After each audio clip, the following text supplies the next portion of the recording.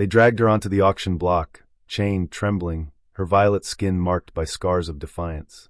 The crowd muttered in fear, no one daring to bid on the wild alien girl, whose eyes still burned with unbroken spirit. She was considered dangerous, untamable, unworthy of ownership. Silence fell heavy, until one human in the back raised his hand. He didn't waver when others scoffed, didn't flinch when the auctioneer warned of her violence. His hand stayed raised, unyielding, defiant, choosing the one no one else dared to touch. And in that single act, he sealed both their fates forever. They brought her in chains. The crowd shifted uneasily as the alien girl was dragged onto the platform, her ankles bound in iron and her wrists locked before her. The auction house was alive with noise until the moment she appeared. Then it quieted, as if her very presence demanded silence. She was young, barely grown by human standards, but her beauty was wild, untamed, and dangerous. Her skin shimmered faintly under the flickering lamps, a smooth violet sheen marred by dirt and scars.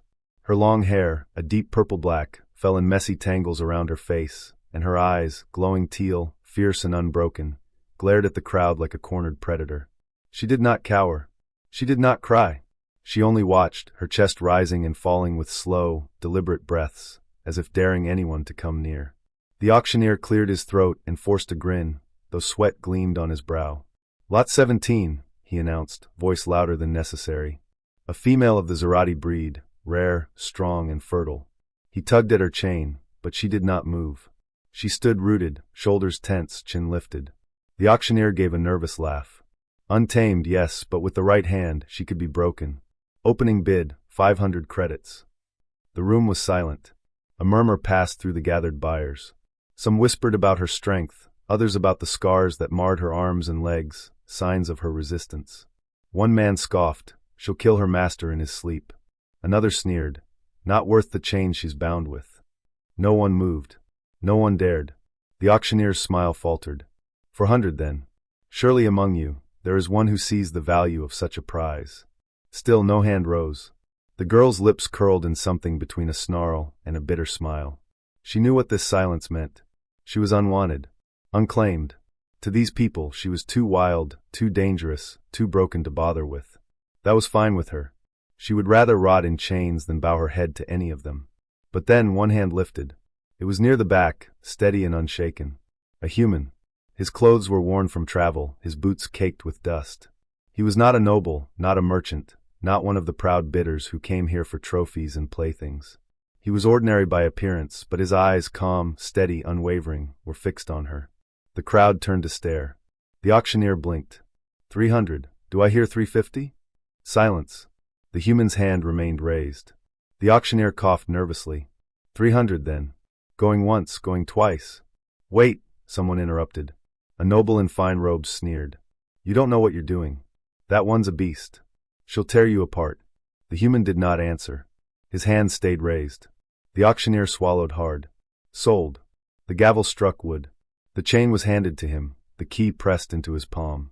He walked forward with quiet steps, and when he reached her, he did not tug the chain. He only held it loosely and looked into her eyes. For the first time, she hesitated. She expected cruelty, expected mockery, expected him to strike her for the way she stared back at him. But he did nothing. His voice, when it came, was low, almost gentle. "Come on. Let's get you out of here." She narrowed her eyes, uncertain. Yet when he turned and began walking, the chain slack in his hand, she found herself following. The crowd watched in silence as the human led the wild alien girl away. The first night was difficult. She refused food, sitting curled in the corner of the small room he gave her. She glared at him whenever he entered, waiting for the command, the punishment, the inevitable cruelty she had learned to expect. But none came. He left food on the table and left her alone. When he returned, the plate was empty. He said nothing. Days passed. He never raised his voice, never tugged the chain, never locked her in tighter bonds. He removed the collar around her neck, though she still wore the wrist manacles out of habit, too wary to ask him to remove them. She began watching him closely, trying to understand. At night, she heard him through the walls. He spoke softly to himself, sometimes humming old human songs. She crept closer one night, listening, and for the first time in years, her eyes softened. He was not like the others. One evening, when a storm rolled over the settlement, thunder shaking the roof, she found herself trembling. not from fear of him, but from memories. Her people had been taken in such a storm, her home burning while chains closed around her wrists. She pressed herself against the wall, curling into herself, trembling though she willed her body to still. The door creaked open. He stood there, lantern in hand. He saw her, the strongest creature in chains, reduced to shivering in the dark. He did not laugh. He did not mock. He only stepped inside and set the lantern down. Without a word, he draped a blanket over her shoulders. His hand lingered for only a moment before he pulled away, giving her space. Her eyes widened. She looked at him, stunned. No one had ever given her warmth without demanding something in return. Her lips parted, a whisper escaping before she could stop it. "Why?" He paused in the doorway, rain hammering outside. He turned his head slightly, and his voice was quiet, steady. "Because you deserve it." That night, something shifted. The walls she had built around herself began to crack. She tested him, snarling, pushing, waiting for anger. But none came. When she stumbled, he caught her. When she refused to speak, he gave her silence without judgment. Slowly, she began to trust. And in time, she began to heal. The settlement whispered about the human and his alien girl. They said he was a fool, that she would kill him one day, that no wild thing could be tamed.